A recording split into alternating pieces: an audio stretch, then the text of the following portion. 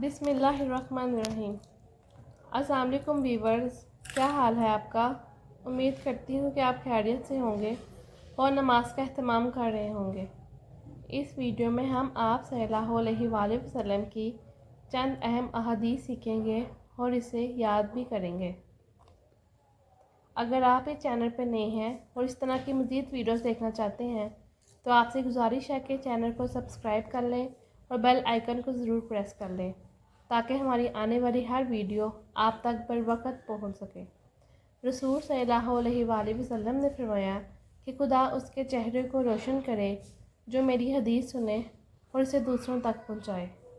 حدیث نمبر 1۔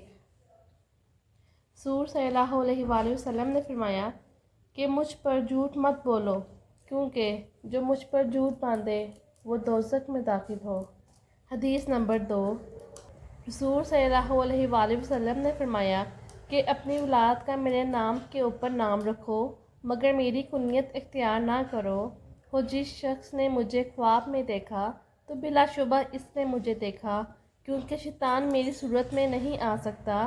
اور جو شخص مجھ پر جان بوجھ کر جھوٹ بولے وہ دوزخ میں اپنا ٹھکانہ تلاش کرے۔ حدیث نمبر 3۔ انہوں نے عمرو بن سعید والی مدینہ سے جب وہ مکہ میں ابن زبیر سے لڑنے کے لیے فوجیں بھیج رہے تھے کہا کہ اے امیر، مجھے آپ اجازت دیں تو میں وہ حدیث آپ سے بیان کر دوں جو رسول صلی اللہ علیہ وآلہ وسلم نے فتح مکہ کے دوسرے دن ارشاد فرمائی تھی۔ اس حدیث کو میرے دونوں کانوں نے سنا اور میرے دل نے اسے یاد رکھا ہے۔ اور جب رسول صلی اللہ علیہ وآلہ وسلم یہ حدیث فرما رہے تھے تو میری آنکھیں آپ صلی اللہ علیہ وآلہ وسلم کو دیکھ رہی تھی۔ آپ صلی اللہ علیہ وآلہ وسلم نے پہلے اللہ کی حمد و ثنا بیان کی، پھر فرمایا کہ مکہ کو اللہ نے حرام کیا ہے، آدمیوں نے حرام نہیں کیا۔ تو سن لو کہ کسی شخص کے لیے جو اللہ پر ہو یوم آخرت پر ایمان رکھتا ہو جائز نہیں ہے کہ مکہ میں خون ریزی کرے یا اس کا کوئی پیڑ کاٹے۔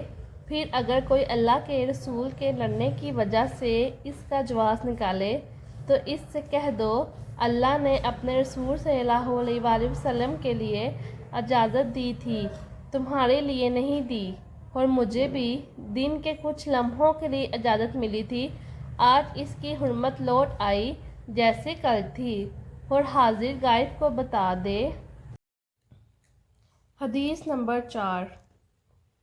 نبی کریم صلی اللہ علیہ وآلہ وسلم نے ان سے حجۃ الوداع میں فرمایا کہ لوگوں کو بالکل خاموش کر دو تاکہ وہ خوب سن لیں۔ پھر فرمایا لوگو میرے بعد پھر کافر مت بن جانا کہ ایک دوسرے کی گردن مارنے لگو۔ حدیث نمبر 5۔ قبیلہ خزاع کے کسی شخص نے بنو لیث کے کسی آدمی کو اپنے کسی مقتول کے بدلے میں مار دیا تھا یا فتح مکہ والے سال کی بات ہے۔ رسول صلی اللہ علیہ وآلہ وسلم کو یہ خبر دی گئی۔ آپ نے اپنی اونٹنی پر سوار ہو کر خطبہ پڑھا اور فرمایا کہ اللہ نے مکہ سے قتل یا ہاتھی کو روک لیا۔ امام بخاری رحمۃ اللہ علیہ فرماتے ہیں کہ اس لفظ کو شک کے ساتھ سمجھو، ایسا ہی بنو نعیم وغیرہ نے القتل الفعل کہا ہے، ان کے علاوہ دوسرے لوگ الفعل کہتے ہیں۔ پھر رسول صلی اللہ علیہ وآلہ وسلم نے فرمایا کہ اللہ نے ان پر اپنے رسول اور مسلمان کو غالب کر دیا، اور سمجھ لو کہ وہ مکہ کے کسی کے لیے حلال نہیں ہوا، نہ مجھے سے پہلے اور نہ آئندہ کبھی ہوگا، اور میرے لیے بھی صرف دن کے تھوڑے سے حصے کے لیے حلال کر دیا گیا تھا۔ سن لے کہ وہ اس وقت حرام ہے، نہ اس کا کوئی کانٹا توڑا جائے گا، نہ اس کے درخت کاٹے جائیں، اور نہ اس کی گری پڑی چیزیں بھی وہاں اٹھائیں جس کا منشا پر یہ ہو کہ وہ اس شے کے تعارف کرا دے گا۔ تو اگر کوئی شخص مارا جائے تو اس کے عزیزوں کو اختیار ہے دو باتوں کا، یا دیت لے یا بدلہ۔ اتنے میں ایک یمنی آدمی ابو شاہ نامی آیا اور کہنے لگا یہ مسائل میرے لیے لکھوا دیجئے۔ تب آپ صلی اللہ علیہ وآلہ وسلم نے فرمایا کہ ابو فلاں کے لیے یہ مسائل لکھ دو۔ تو ایک قریشی شخص نے کہا کہ یا رسول اللہ صلی اللہ علیہ وآلہ وسلم، مگر اذکر یعنی اذکر کاٹنے کی اجازت دے دیجیے، کیونکہ اسے ہم گھروں کی چھتوں پر ڈالتے ہیں یا مٹی ملا کر، اور اپنی قبروں میں بھی ڈالتے ہیں۔ یہ سن کر رسول صلی اللہ علیہ وآلہ وسلم نے فرمایا کہ ہاں، مگر اذکر، مگر اذکر۔